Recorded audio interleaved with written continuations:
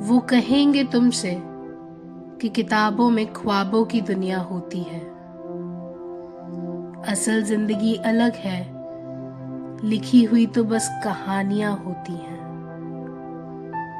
तुम अगर उनकी बात मान लो तो मन में कुछ अफसोस मत रखना। वो तुम्हें सुनते हैं, ये तुम दावा करते हो, तो उन्हें कुछ बोल मत देना। और फिर जब शाम में थक कर घर पहुंचो तो मेज पर रखी किताबों में से एक किताब उठा लेना। उनमें लिखी हुई कुछ शायरियां और गीत गजलों को हर शाम की तरह उस शाम भी गुनगुना लेना। पाओगे खुद को किसी किस्से में लिखी हुई कहानियों को असल में जी रहे होगे।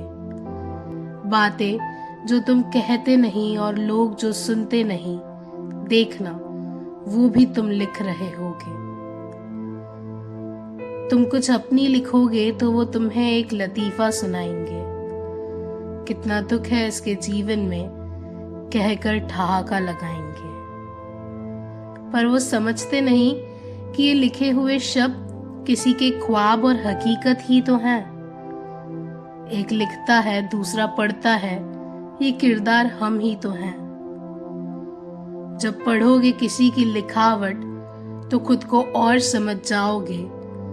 तुम पढ़ रहे होगे उधर, पर बेशक तुम ख्वाबों में खुद को पाओगे। कभी खुद को गुलजार की लिखावट समझोगे तो कभी आंखें भरकर फैज से नाता जोड़ोगे। कभी राहत को पढ़ने के बाद मुस्कुराओगे और गालिब को समझने पर हैरान रह जाओगे। तो तुम पढ़ना उन्हें जिंदगी कैसे जीनी चाहिए, कई नसीहतें मिलेंगी। तुम्हारी असल जिंदगी के किस्सों की झलक उन किताबों में दिखेंगी।